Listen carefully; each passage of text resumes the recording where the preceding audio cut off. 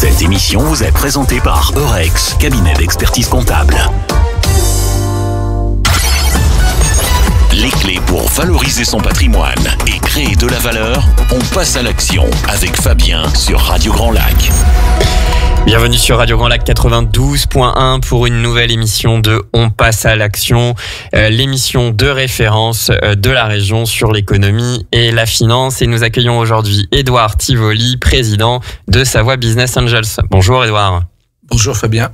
Alors mes auditrices et auditeurs étaient très impatients de t'entendre sur le sujet de Savoie Business Angels, puisque comme tu le sais, cette émission a pour objectif de donner des clés de lecture à nos auditrices et auditeurs, leur permettre de trouver des techniques, d'agiter des idées pour valoriser leur patrimoine.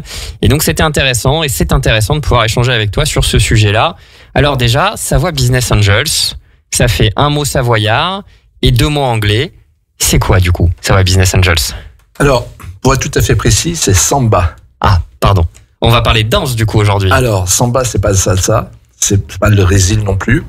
C'est l'acronyme de Savoie Mont Blanc Angels. Et comme tu le dis, c'est l'opposition entre un côté anglo-saxon et un côté français. Exact. Donc, en fait, c'est le sujet des investisseurs de proximité. C'est une association qui a été créée en 2006 du côté de Technolac, qui aujourd'hui regroupe sur la Savoie et la Haute-Savoie, donc sur les deux départements, ce qu'on appelle les investisseurs de proximité. Les investisseurs de proximité, c'est qui? C'est toute personne qui s'intéresse à l'économie locale, aux entreprises locales, mais des entreprises qui ont la particularité d'être focus sur des sujets d'innovation et ce qu'on appelle les startups. Les startups, c'est rien d'autre que des jeunes pousses du territoire. D'accord. Et aujourd'hui, que je sois un dirigeant d'entreprise, un épargnant, que j'ai envie d'investir 10 millions d'euros ou 10 ou 15 000 euros, est-ce que c'est une association dans laquelle je peux me rendre? Est-ce qu'il y a des critères d'entrée et comment se passe une éventuelle candidature pour participer à cette association d'investisseurs de proximité? En fait, c'est assez simple. D'abord, il faut avoir envie. C'est un bon début. S'il n'y a pas l'envie, s'il n'y a pas la notion de plaisir, on ne fait rien dans la vie. La deuxième chose, c'est qu'après, l'outil Internet ou les réseaux, c'est très facile de nous joindre. On est situé sur Technolac. La possibilité de nous contacter. Et nous, nos critères, c'est simple. C'est toute personne qui s'intéresse à l'économie de proximité, au territoire, savoyard au savoyard, et plus généralement même au sillon alpin, parce qu'on a des accords avec des clubs voisins, que ça soit sur le département 42, que ça soit sur le département 38. Et en fait, on rayonne sur le sillon alpin. La réalité, c'est ça. C'est-à-dire que quand on rentre chez Samba, on arrive à toucher au niveau du territoire l'ensemble des entreprises innovantes du sillon alpin. Alors les critères, c'est quoi? C'est 1, l'envie, 2, la capacité à investir, mais c'est pas une obligation. C'est-à-dire que sur nos 120 à date ou 150 dans quelques semaines membres, donc c'est à peu près la maille, d'une année à l'autre, on est entre 120 et 150 membres, ce qui fait quand même un petit peu du nombre. En fait, il y en a peut-être un tiers qui investissent l'année N. Après, il y a peut-être un autre tiers qui va investir en N+2, N+3. C'est pas une condition obligatoire. En revanche, ce qui est important, c'est de faire vivre cet écosystème et être capable de donner du temps, de s'intéresser. Et concrètement, nous, on est un club d'investisseurs. Donc, on se réunit tous les mois, une fois en Savoie sur Technolac, une fois en Haute-Savoie au village Baïséa du côté d'Annecy. Et on fait pitcher des startups. Donc, entre 2, 3 ou 4 startups par soirée. Et après, libre à chacun de se faire son jugement, d'accepter d'être instructeur, c'est-à-dire de poursuivre l'analyse du dossier comme on fait dans un audit d'acquisition en fait. Et ensuite, libre à chacun de se positionner une fois que le go est donné par les instructeurs lors d'une autre plénière en disant je suis prêt à investir, de mettre 5 000 euros, 1 000 euros, 10 000 euros ou 100 000 euros ou plus. D'accord, donc c'est vraiment un club d'investisseurs avec finalement deux grandes vocations. La première vocation, ça va être de contribuer à l'analyse, à la vie de la société, en donnant son avis sur est-ce qu'on pense de manière formelle et objective que c'est un bon investissement, cette start-up, c'est-à-dire cette société innovante. Et puis après, il y a aussi l'objectif de faire vivre parallèlement son épargne, puisqu'on peut investir dans les sociétés qui sont proposées. Alors, là-dessus, et toi tu es un expert de ces sujets, je veux dire que... C'est gentil de dire ça sur la radio. Mais pas que de ces sujets. Hein. Très gentil. Mais quand on parle d'épargne, d'investissement, faut être très clair dès le début. L'investissement de proximité, c'est risqué. Mais le plaisir qu'on y retrouve est proportionnel au risque associé. Et le gain potentiel est proportionnel aussi au risque de perte potentielle. Dans les statistiques que j'ai pu avoir, moi je suis coprésident de Samba depuis 2022, mais je suis dans l'écosystème des startups depuis, j'ai été longuement pendant quelques années dans le milieu du droit. Je veux dire que depuis 2006, je baigne dans cet univers entrepreneurial et de start-up. Le multiple, je veux dire, successful le plus important qu'on ait réalisé, c'est x12 du côté de la Haute-Savoie. D'accord. Sur une medtech. Donc x12, tu mets 10 000, x12, tu vois le résultat. Mais derrière, c'est 120. Voilà, il y a beaucoup de sociétés qui peuvent disparaître, et ça apprend beaucoup d'humilité. C'est-à-dire que notre devoir, c'est d'analyser, d'être hyper rationnel dans l'analyse. Donc moi, je suis bénévole. On a toute une série de bénévoles qui ont des expériences professionnelles diverses, donc on s'auto-enrichit les uns les autres.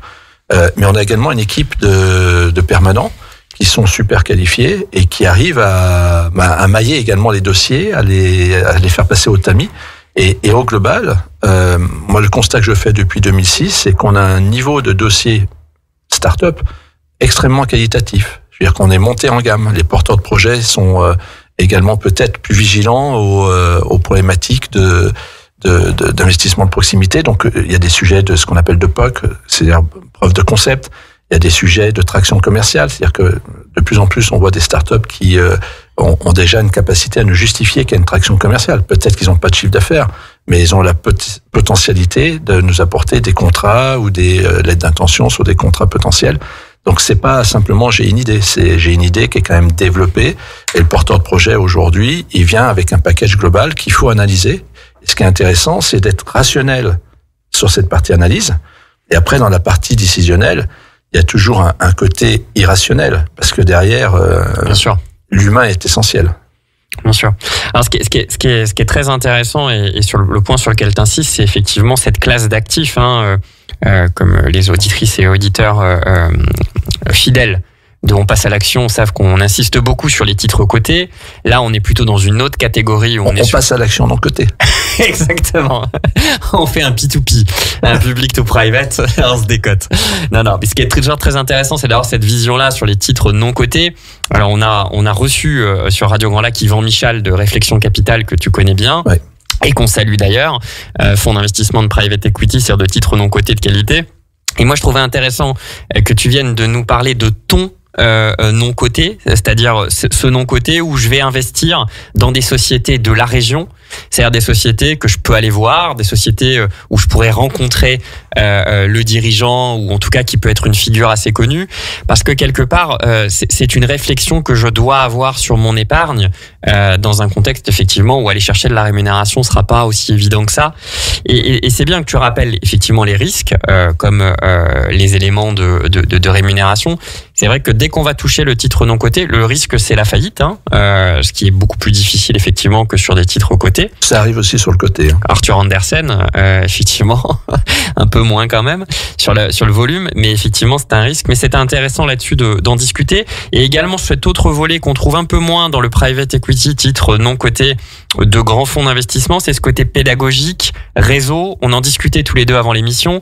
C'est-à-dire que quelqu'un qui vient chez Savoie Business Angels, il va vraiment avoir, en tout cas moi, comment je le perçois, Edouard, il va avoir d'un côté cet accès à des investissements non cotés de la région, dans laquelle il va pouvoir potentiellement soutenir une entreprise et gagner de l'argent avec cette entreprise de la région. Et puis également rentrer dans un écosystème où il va pouvoir partager enfin rencontrer des gens de son carnet d'adresses. Enfin, pas rencontrer les gens de son carnet d'adresses, mais en tout cas, il va pouvoir rencontrer une nouvelle personne, se faire un réseau et potentiellement également, comme tu l'expliquais, comme il contribue à la réflexion sur les investissements, avoir une certaine pédagogie financière. Et ça, c'est intéressant, les business angels, pour ça, pour ces deux volets. Je sais pas si ma compréhension des business angels, en tout cas de Savoie Mont-Blanc, Business Angels, est assez juste et correspond aux attentes que tes bénévoles peuvent avoir aujourd'hui. Oui.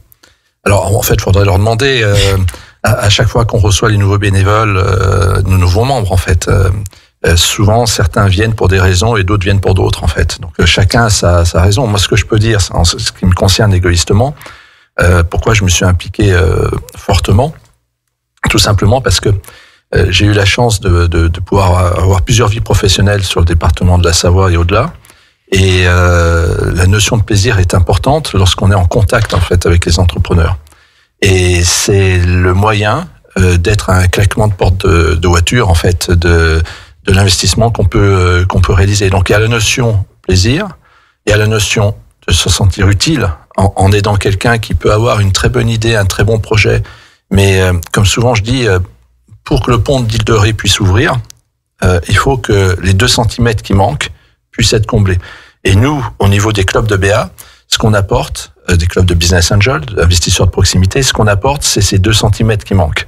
C'est-à-dire qu'à un moment donné, quand on met 300 000 euros collectivement avec 30 investisseurs qui mettent chacun 10 000 euros sur un projet, ces 300 000 euros sur une levée de fonds de 1,5 million ou de 3 millions, c'est pas l'essentiel.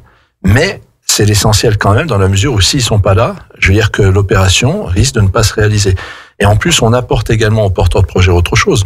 C'est qu'on leur apporte, bien sûr, du cash. Généralement, ils viennent nous chercher pour ça. Mais on leur apporte du carnet d'adresses, comme tu viens de le dire, et également de la compétence technique.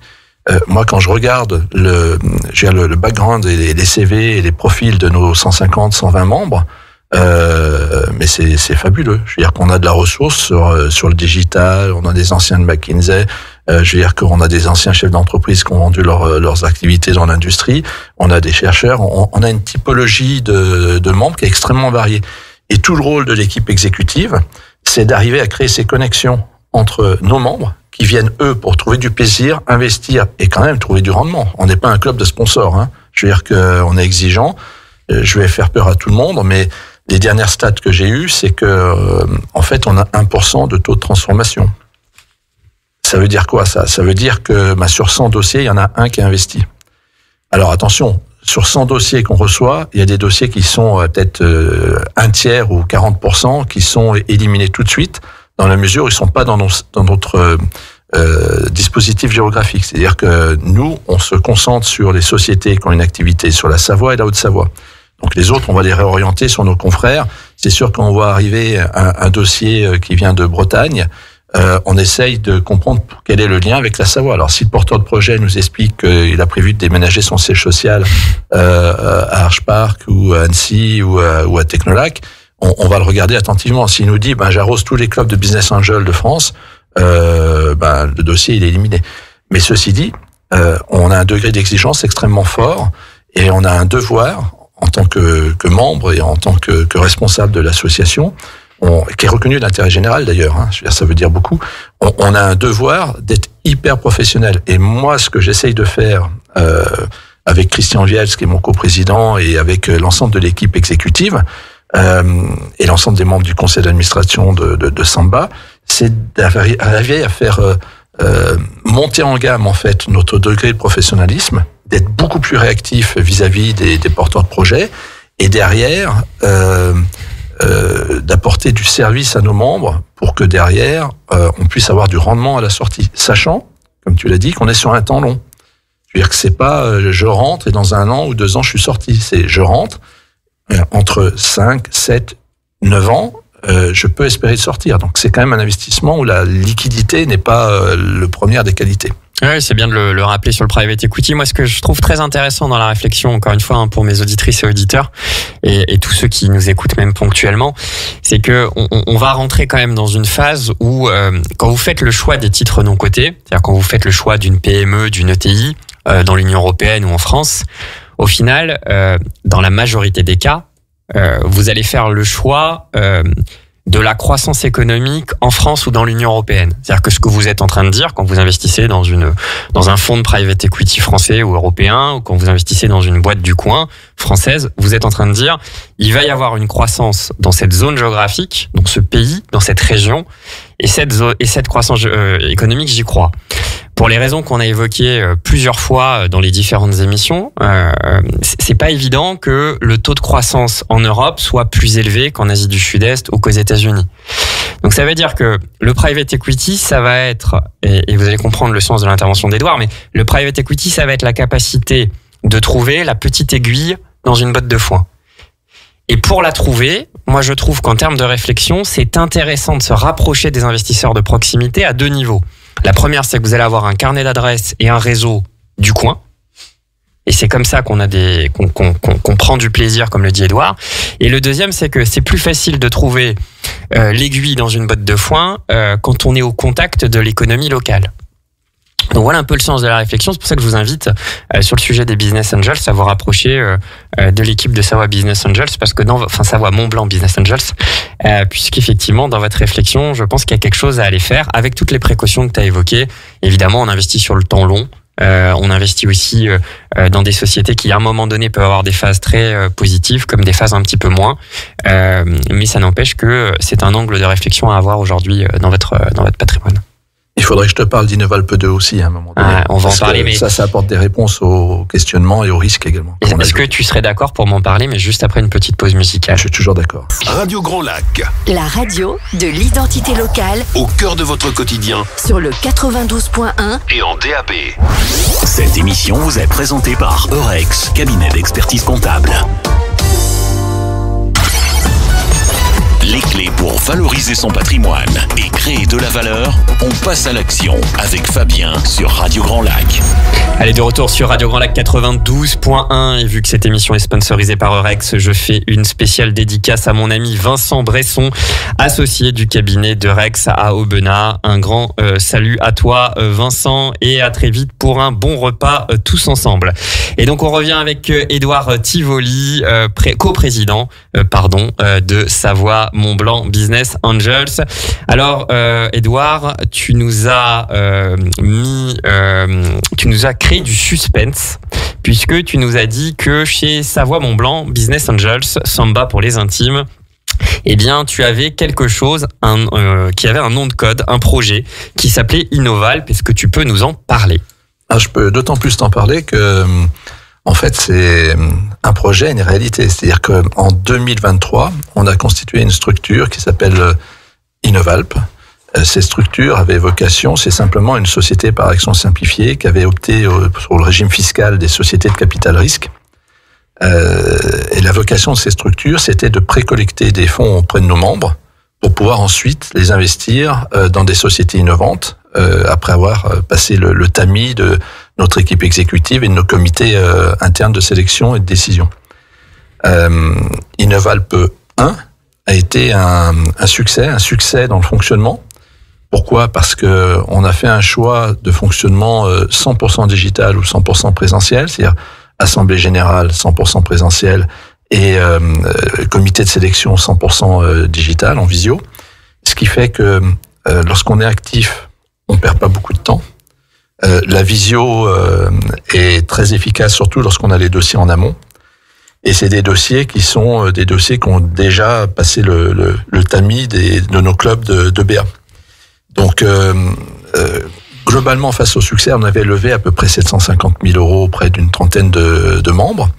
On a fait une petite réflexion interne et on a décidé de lancer un Innovalpe numéro 2. Donc là, il est ouvert. C'est pas on appelle ça un fonds d'investissement, mais c'est pas un fonds. En fait, c'est une société fermée, c'est un club deal, mais par défaut, on dit un fonds. Cette société Innovalpe 2 est ouverte. Nos membres, en fait, la condition, c'est quoi? C'est d'être membre d'un club de Business Angel pour pouvoir être associé. que ça soit Samba, que ça soit d'autres clubs de la région. Le montant du ticket, c'est 5 000 € pour une personne physique, c'est 15 000 € pour une personne morale et 100 000 € pour un institutionnel. Donc c'est des tickets qui sont proportionnés. Très accessibles. Très accessibles. Et l'idée, c'est quoi? On n'avait pas le même ticket sur Innovalp 1, on était à des seuils beaucoup plus élevés. Et en fait, on s'est aperçu que certains de nos membres préféraient mettre 5 000, 10 000 € dans une structure commune qui va participer à l'investissement dans 10 ou 15 startups, plutôt que de mettre 5 000 € sur une seule startup. Les deux ne sont pas incompatibles. C'est-à-dire que moi, je trouve beaucoup de plaisir à investir dans une startup en direct, mais généralement, on crée ce qu'on appelle une SPV pour essayer de regrouper tous les BA dans une structure pour que ça soit plus facile à gérer du côté du porteur de projet. Mais là, du côté des investisseurs BA, on crée, une sorte de sous-club d'investisseurs dans le club global qui est Savoie Mont Blanc Angels, qui est très actif. C'est-à-dire que les fonds sont précollectés, donc derrière ça pulse. Derrière, on a régulièrement des dossiers. On a des oui, on a des non. La décision elle est collégiale. On statue d'abord sur est-ce que on va sur ce dossier ou pas, et ensuite on statue c'est combien on met. Et il y a 2 niveaux de délibération, c'est crystal clear, c'est hyper efficace, et surtout en termes de capacité de décider, une fois qu'on a donné le go, on peut décaisser tout de suite parce que les fonds ont déjà été levés. Donc Innovalp 2, c'est en cours de levée de fonds et ça sera opérationnel sur le deuxième semestre 2025. Alors imaginons que moi je sois une société, je suis une PME, par exemple d'Annecy. Je fabrique je sais pas au hasard, je fabrique des panneaux de signalisation dans des matériels bio. Je dis ça au hasard et pour mon développement j'aurais besoin de capitaux. Comment je peux rentrer en relation et avoir ma chance pour que Savoie Business Angels, par l'intermédiaire de Innovalp, investisse dans ma société? Là, t'as pas de chance. D'accord. T'as pas de chance parce que là, t'es dans la catégorie du capital développement. D'accord. Mais t'as quand même de la chance parce que ça sera pas Innovalp 2 qui va s'intéresser au sujet, mais Capitalp. Et Capitalp, c'est une singularité de Samba, c'est-à-dire que, mais là, le fonds est fermé aujourd'hui parce que c'est des fonds qui ont été levés en 2018, donc il y a 2018-2019, okay. Il y a un petit peu de temps, le Covid est passé entre-temps, il reste encore des poches d'investissement à réaliser, et Capitalp, dont le vrai nom est Capitalp Développement, a la capacité d'investir sur des sociétés qui ont déjà une antériorité, avec 2 critères. Le premier critère, c'est d'être rentable, et le deuxième critère, c'est d'avoir un niveau de chiffre d'affaires qui soit significatif, plus d'1 million d'euros de chiffre d'affaires. Et rentable sur les 4 dernières années, mais tout ça, ça peut s'apprécier, ça peut s'analyser, ça peut se regarder. Et la finalité, c'est quoi? C'est d'aider, en fait, le porteur de projet, non pas à être dans une logique de start-up et d'amorçage, où l'amorçage, concrètement, on n'a quasiment pas de chiffre d'affaires, on n'a pas de rentabilité, on est forcément avec un BP qui tire sur le futur, mais on n'a pas de BP, on n'a pas d'arriéré en termes de comptabilité qui permet de tirer des trajectoires. Sur la partie CapDev, on a une antériorité.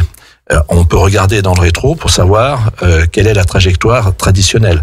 Le niveau de risque est pas tout à fait le même pour du côté investisseur. Bien sûr. Le niveau d'effet de levier n'est pas non plus tout à fait le même.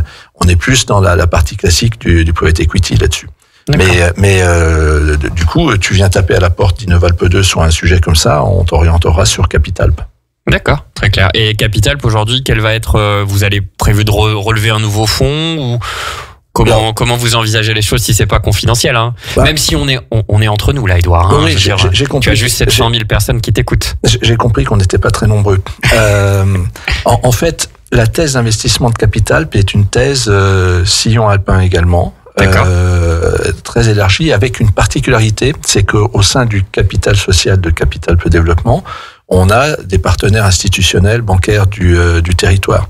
Donc la réponse, je veux dire que moi seul je peux pas la donner.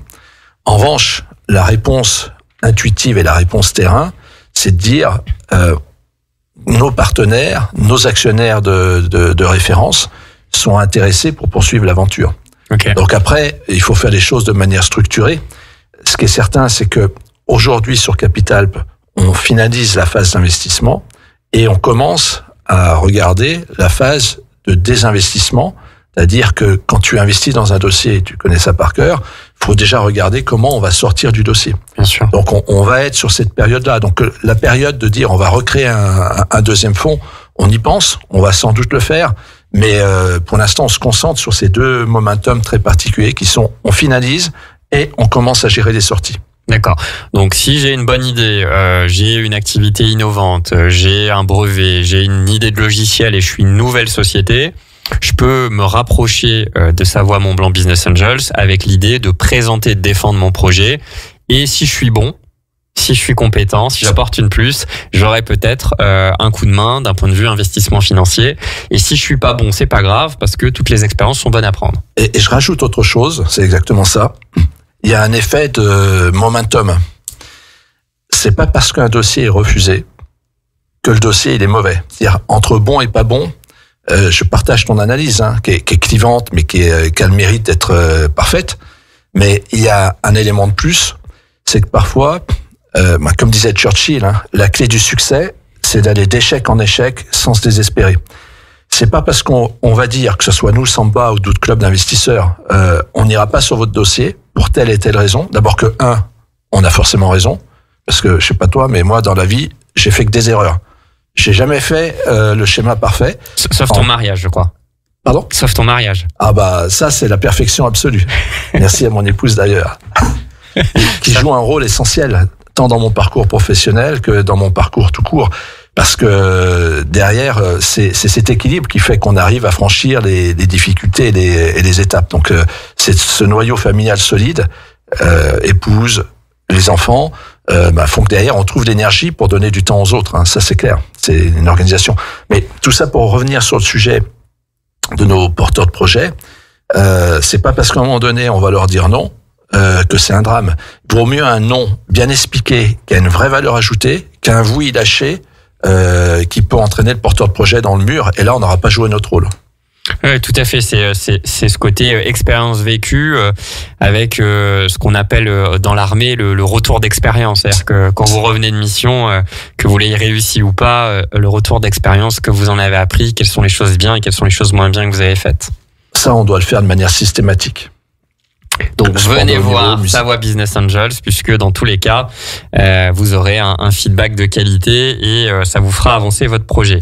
Alors, si on revient un peu sur toi, tu nous as donné quelques éléments, Édouard. Donc, tu as travaillé dans le milieu du droit, tu as également été directeur administratif et financier et actionnaire du groupe Tivoli. Aujourd'hui, tu es aussi entrepreneur dans le domaine de la blanchisserie. Alors, pour nos auditrices et auditeurs, comment on passe d'avocat à directeur administratif et financier d'un groupe familial, coprésident d'une association d'investisseurs, entrepreneur? Comment on construit ce parcours-là, du coup, Édouard? J'en sais rien. J'en sais rien, mais en fait, il y a un fil conducteur. Le fil conducteur, c'est que je me suis toujours intéressé à l'économie. Je me suis toujours, mais depuis toujours, l'âge de 8 ans, 10 ans, à la presse locale.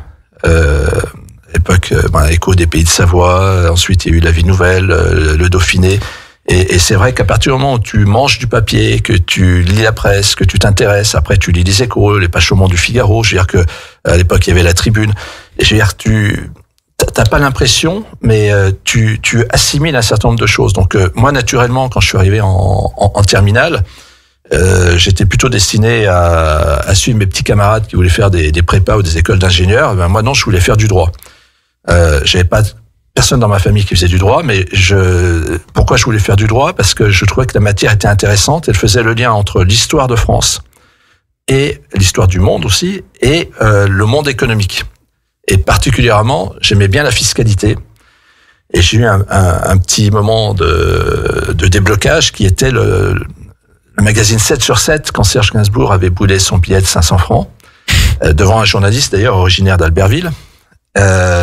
Et là, je trouvais ça monstrueux, horrible, scandaleux. Sauf que j'ai compris ce qu'était la fiscalité. Et parfois, le côté absurde de la fiscalité. Parce que Gainsbourg avait boulé son billet en disant, sur 500 francs, voilà ce qui me reste, il y avait 72% de prélèvement. Et tout ça, ça forge en fait une acuité, à la fois sur les chiffres, et à la fois sur les fondements de ces chiffres. Donc le droit et les chiffres en réalité. Alors c'est intéressant ce que tu dis parce que c'est vrai que aujourd'hui on veut séparer les gens, les mettre dans des cases, mais il faut pas oublier que les meilleurs économistes, en tout cas ceux qui étaient les plus pertinents en matière d'économistes, et c'était souvent des gens qui étaient multidisciplinaires, hein, qui aimaient la sociologie, le droit, les mathématiques, la philosophie.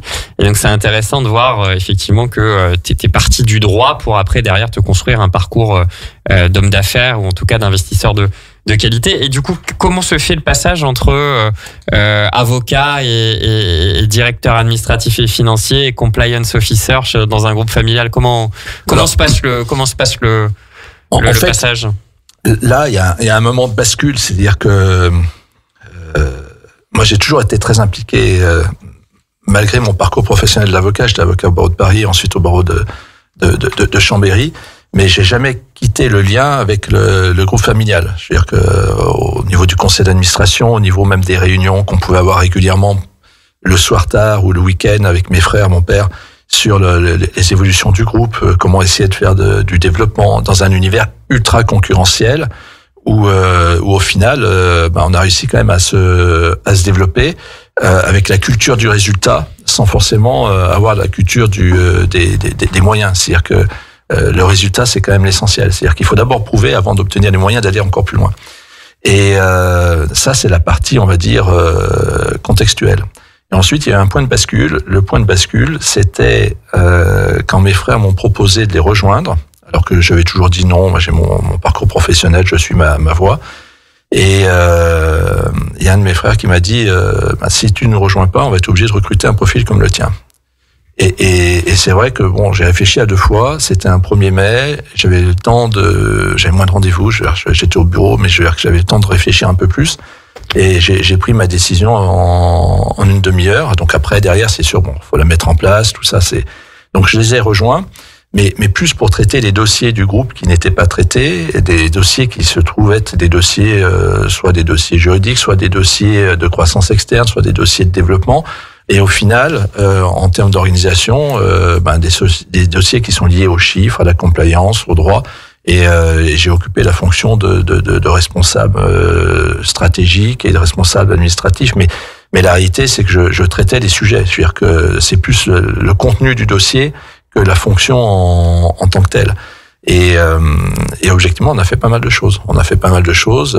Jusqu'à ce que le groupe soit l'objet d'une acquisition, d'une opéra amicale en fait, qui était vraiment lancée de manière amicale sur nous, qu'on aurait peut-être pas accepté si ça avait été un opérateur asiatique ou d'un autre pays. Il se trouve que là, c'était une belle famille française, industrielle, respectable et qui a des vraies valeurs, et qu'on pensait que la trajectoire qu'il pouvait apporter au groupe et la capacité de développement était quelque chose qui était supérieur à nos intérêts particuliers. Donc c'est pour ça qu'on a cédé à cette tentation. C'est pas des décisions faciles. Mon père était présent, était encore vivant à l'époque, et c'est vrai que il nous a incité quand même à bien réfléchir et à dire attendez, c'est une famille française, ce sont des gens très sérieux, la famille Peugeot pour être très clair, de qualité, donc ça peut être bon pour la Savoie, pour le développement du groupe. Donc c'est ça qui doit dominer. Ok, merci d'avoir partagé ce moment-là, et au vu un petit peu de tes différentes expériences, que ça soit, comme on l'a vu, avocat, traiteur de dossiers dans le groupe Tivoli, entrepreneur et président du groupe Savoie Business Angel, comment toi aujourd'hui tu vois un petit peu l'économie savoyarde, comment tu l'aperçois et comment tu la projettes un peu dans les prochains mois, prochaines années, comment tu sens un peu les choses au vu de ton expérience? Il y a une citation que je répète souvent, et je vais faire de la redite, mais je la trouve tellement pertinente. C'est Alphonse Allais, pas Maurice. Toi qui es un spécialiste de l'économie, je veux dire, c'est pas Maurice Allais, mais ceci dit, il aurait peut-être pu avoir la même vision. Alphonse Allais disait que les prévisions étaient toujours très difficiles à faire, surtout lorsqu'elles concernent l'avenir. Et je sais pas ce que l'avenir nous réserve. Ce qui est certain, c'est à travers des expériences que tu as citées me concernant, mais également à travers mon activité dans la blanchisserie, via la création de la société Augusto White, qui fait de la blanchisserie pour l'hôtellerie de luxe de nos montagnes. Je m'aperçois qu'en fait, sur notre territoire, on a 2 niveaux d'activité. On a la plaine et on a également la montagne. la montagne, quand j'étais déjà avocat, on voyait qu'une belle saison en montagne, ruisselait sur nos plaines et participait au développement de l'activité de nos plaines. Donc ça, c'est quand même un élément. Est-ce que on est dépendant de la neige? Bien évidemment, mais pas que. La plupart des stations d'altitude ou de moyenne montagne essaient de développer des activités l'été. Donc je sens une vraie transformation là-dessus qui est positive pour le développement du territoire. Après, dans nos plaines, faut pas oublier que si on n'avait pas eu l'eau qui descend de la montagne, on n'aurait pas l'industrie qu'on a eue. Tivoli n'aurait pas été installé à Tours-en-Savoie, Ugine n'aurait pas été à Ugine, et je peux reprendre les sujets sur Opinel, sur le Borgne. Toutes ces industries se sont installées parce qu'il y avait une rivière qui donnait de l'énergie, en fait. C'est vrai. Et ça, ce tissu-là, il est essentiel.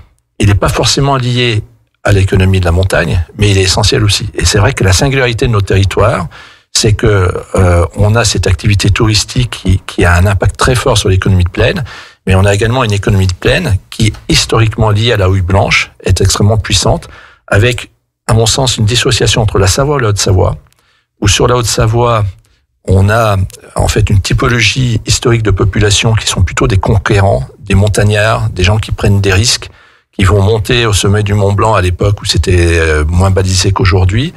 Et ce côté entrepreneur à prise de risque est extrêmement fort. On l'a également sur la Savoie, mais la Savoie est un peu plus administrative, un peu plus siège du Sénat de Savoie. Je veux dire qu'on sait qu'on était un petit peu plus, on va dire, profession, administrative. Je veux dire que des avocats, des notaires, des sénateurs. Et tout ça fait que ça a modifié quand même un petit peu le tempérament. Donc la Savoie est peut-être un petit peu moins industrielle, mais elle l'est quand même. Et la Haute-Savoie est beaucoup plus entreprenante. Et c'est un territoire qui est juste fabuleux, avec des problématiques foncières. Ce qui pose quand même la question de se dire, le développement c'est bien, mais le surdéveloppement, attention. Je veux dire que ça peut poser plus de nuisances que d'apporter de solutions. Donc moi, je suis pas un adepte du développement absolu. Je veux dire que il faut que les gens puissent vivre de manière harmonieuse, équilibrée et sans brutalité dans les évolutions, que ça soit à la hausse ou à la baisse. Et en prenant du plaisir. Le plaisir avec ça de vrai. Exactement. Merci beaucoup pour cet échange, Édouard Tivoli, coprésident de Savoie Mont Blanc Business Angels. Comme tu l'as dit, puisque je n'aurais pas pu le dire mieux, c'était une émission où on est passé à l'action, non coté. On vous dit à très vite sur Radio Grand Lac 92.1. C'était Édouard Tivoli, Fabien Giroux en direct. Au revoir. Vous cherchez une communication efficace pour vos projets, vos événements ou votre entreprise? Ne cherchez plus. Radio Grand Lac, c'est votre partenaire de proximité pour un message qui porte loin. N'hésitez pas à nous contacter.